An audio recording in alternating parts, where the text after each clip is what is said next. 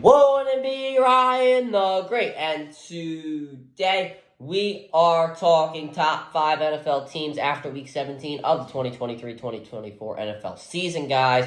And yeah, Happy New Year to all of us, January 2nd for everybody. But, January 1st was the Eagles reaction video. I filmed that video right after the Eagles lost, so it wasn't New Year's then, or it wasn't 2024 then. And it's crazy that we've actually made it to 2024, but so we'll see how this year goes. Hopefully we can get a Super Bowl this year, bring it back to Philadelphia, but we can only hope. But yeah, happy 2024, Merry 2024, I don't really know. But yeah, New Year, I'm not too big on New Year's resolutions. I don't really I don't know, I just never really did them. I don't know, I don't know. But I want to get back into streaming this year, and I think this Christmas break, I just kind of took some time off with that to get, because, lots of work going around, stuff like that, and then I want to change the background, because I feel like this is getting old. Obviously, we're going to keep the St. Joe's Prep sign up. I feel like the White House has kind of ran its course. Same with the Universal Championship. I feel like that stuff has ran its course. I don't know, I feel like we'll put a new title belt there once we get another one. But, the helmet, I don't really know. I just don't feel like I need the middle school football helmet. I don't know if I feel like I need that anymore.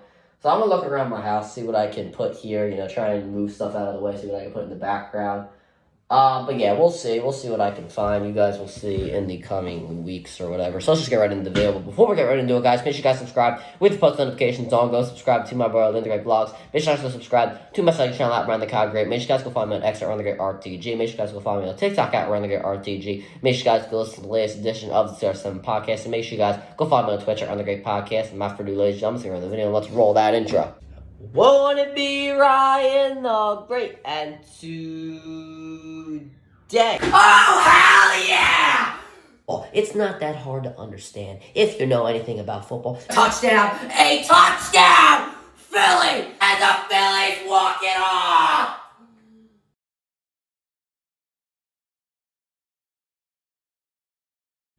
Alright, let's start in the video. So starting off at number 5, I got the Detroit Lions. Why? Well, because they should have won that game against the Dallas Cowboys. While I do agree or think or whatever you think, I think that 3 guys should not have gone up to the referee. I understand that's not really an excuse, but it is a little stupid to send 3 guys up there. It can be a little bit confusing, but the referee, they should be on their A game. They're an NFL referee. They're professionals at what they do. They should know who's eligible and who is not eligible. And all this stuff about, the media talking about how...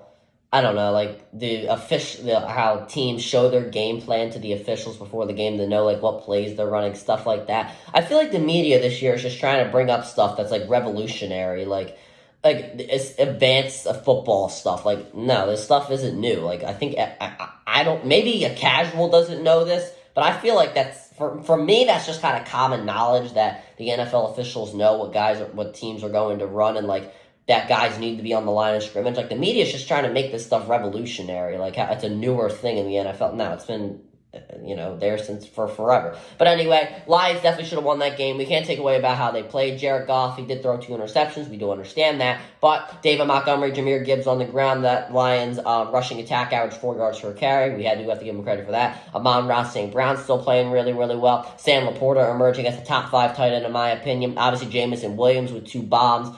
For himself. And then the defense, it's pretty solid, holding the Cowboys offense, who at home's averaging over 30, 40 points per game. They only held them to 20 points. And Aiden Hutchinson, people are saying dirty player, stuff like that. I don't really agree with that. I just think he was trying to make a play. He's never been known for that. At least I don't think so at Michigan's. But actually, speaking of Michigan, we got to do a video for the prediction for the college football championship. I know I got my Alabama versus Michigan prediction wrong. Pretty upset about that. Anyway, moving on to number 4, the Cleveland Browns. Why? Because they're doing it with 40-year-old Joe Flacco. Nobody can believe it. I don't think the Cleveland Browns fans can believe it. I thought the Browns were dead in the water like the Cincinnati Bengals. I didn't think they had much of a shot, whether it was P.J. Walker, Dorian Thompson-Robinson, or Joe Flacco. But some reason, Joe Flacco has just gotten into this system and has played really, really well. Credit to Kevin Stefanski. St. Joe's Prep. St. Joe's Prep. That he has been able to put Joe Flacco in this scheme. He's just allowed to use his arm power, or he has allowed him to hand the ball off to Ford or Kareem Hunt, and give credit to them as well. They've really stepped up ever since Nick Chubb has been injured, and even without Amari Cooper, David Njoku, God knows where he has come from in that game. Over 130 yards receiving. Elijah Moore playing really, really well. Even Ford was coming up in the receiving game pretty good. And the defense, obviously, I don't like that they gave up 20 points to a terrible Jets offense, but Breece Hall did have a pretty good game, and we do have to give him credit for that. But we're going to keep the Cleveland Browns at number 4. At number 3, I got the Dallas Cowboys. They should be at number 5, and the Lions should be at number 3. But we have to put the Cowboys at 5 because they ultimately did end up winning that game. We do understand that CeeDee Lamb had a really, really good game. We do understand that Dak Prescott played all right. We do understand that they picked off Jared Goff 2 times, something we have not seen much this season. We do understand that Brandon Cooks is playing a lot better. We do understand that the offensive line looks good, or somewhat. Pass protection-wise, they look all right. But they looked okay in the Lions game. The run game, not good. I feel like it's going to be a problem in the playoffs. We're going to have to address that pretty soon. But, the Lions have been scoring the ball really, really well this season. The defense only held them to 19 points. Should have been 21. So, we're going to put the Cowboys at number 3. At number 2, the San Francisco 49ers. We can't really put them below the Cowboys, I feel like, because of the fact that they beat the Cowboys by a wide margin. They obviously had some injury problems against the Baltimore Ravens. We do understand that right there. But we have to put them at number 2 because they took care of their business against the Washington Commanders. We have to give them credit for that. Brock Purdy got back on track. Deebo Samuel, Christian McCaffrey did get hurt. It's good for them, not for anybody else, that they do have a bye so they can rush Christian McCaffrey and get him ready for the divisional round in about, 3 weeks.